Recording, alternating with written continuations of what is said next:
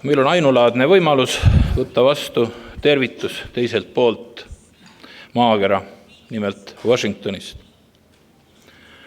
Meie president Toomas Hendrik Ilvese viibib parajasti Washingtonis.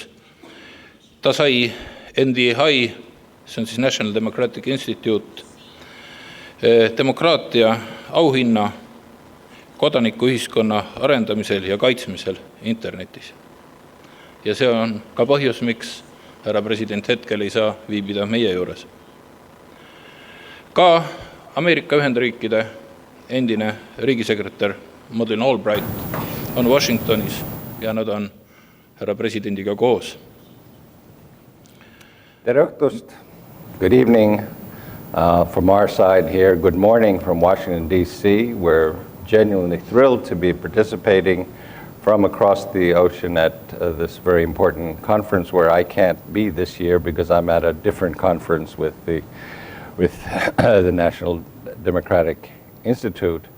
But we are committed across the ocean, across the world, to a fundamental freedom, the freedom of association, the right to associate with each other, which to my mind lies at the core of democracy and human rights. In Estonia's own history, the freedom of association, initially simply among peasants, grew up into full nation statehood because people came together and found they shared the same ideas and ideals. And we have seen the same up to this very moment all over the world throughout history. And right now we can see the same kinds of issues developing in Ukraine, in the Middle East.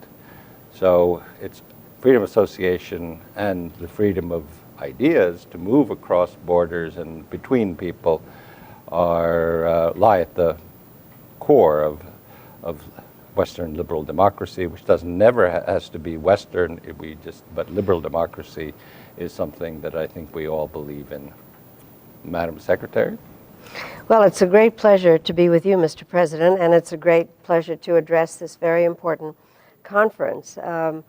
I do believe that the essential principle are human rights that allow all of us to be able to express ourselves. And may I say, Mr. President, you are here for more than a conference. You're here in order to get an award from the National Democratic Institute for your innovative spirit and your dedication to democracy. So it is my pleasure to be here with you especially.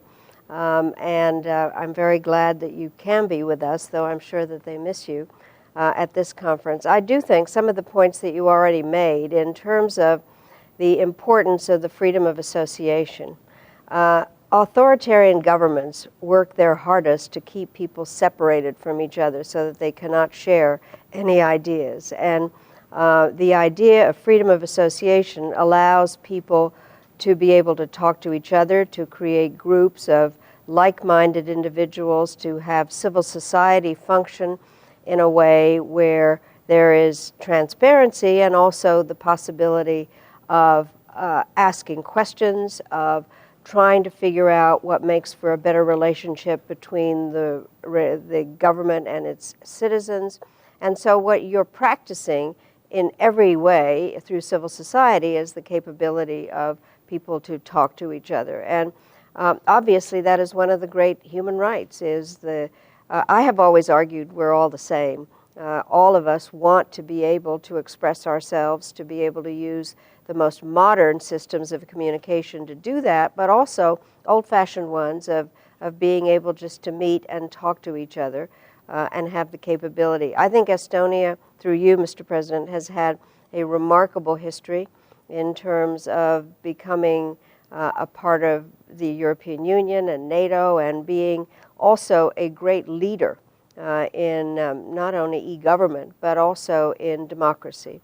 And I'm, as chairman of the board of the National Democratic Institute, I am so grateful to you for hosting National Democratic Institute activities in Tallinn now for the region, because you're wonderful hosts, and also because I think it does provide an example of what can be done when people that can associate with each other are able to promote democracy generally and provide an incredible example. So I'm delighted. I'm sorry that we took you away, but I'm not sorry that we have the possibility of giving you this award, because nobody is more deserving than you. Well, thank you for your kind words.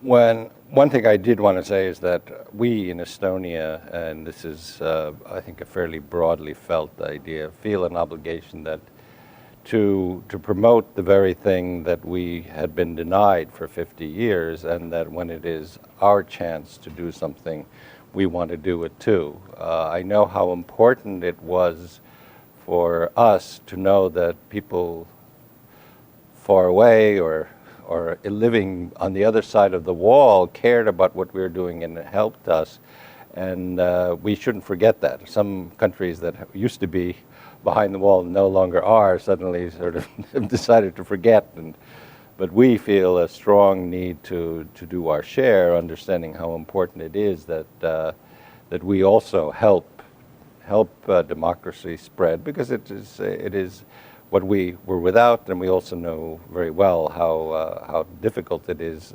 I mean, even it's in our own benefit to have a security in Estonia is to have democracies around us.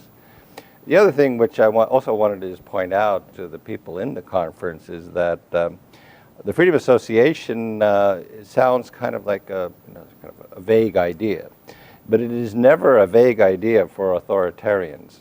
The first thing they did in Estonia and in every other country where authoritarian rule has taken place is to basically ban civil society.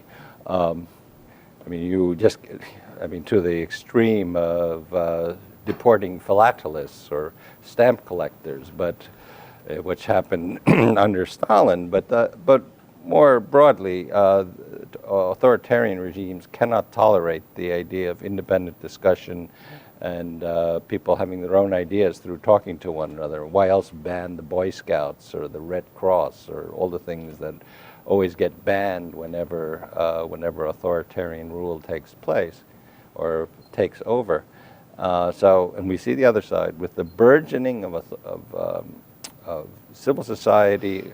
When you get democracy, it's just simply amazing to watch, and we see it. We saw it in our own country. We saw it all across Eastern Europe, and we are seeing it now, we hope, in many other places. I do think democracy is not an event, it's a process. And I think it requires a lot of tender, loving care, and the idea that people really reach out to each other. When I was Secretary of State, I started something called the Community of Democracies, which was and still exists in terms of sharing best practices about what really does make democracies work. And obviously civil society is a huge aspect of it, a basic aspect. And Estonia, and you specifically, have done an amazing job in not forgetting and also kind of making clear that it is a process and it requires tender, loving care. And what I think is so important that people forget is, in order to have democracy work, you do have to have citizens that are more than consumers. They are people that care about however the government works and are able to criticize their government if that will move the process forward. I think governments shouldn't be afraid of criticism. It is what is a motivating factor, and civil society in many ways can provide that counterpoint, but you have made it even more accessible through what you've done through e-government, and generally allowing and encouraging people to move forward, and thereby have provided a basic human right, which is the capability of expressing one's views. Well, we hope that other people elsewhere, from the Middle East to the Maidan, get to see this and take it to heart. And I'd like to also thank the Institute in Estonia that I guess is another example of the fact that we've considered our duty to continue to stand up for the issues that we felt so strongly about back when we didn't have the fundamental rights and freedoms, and that we don't forget that how cherished they are and how much we need to safeguard them. Thank you. Thank you. Thank you very much, Mr. President.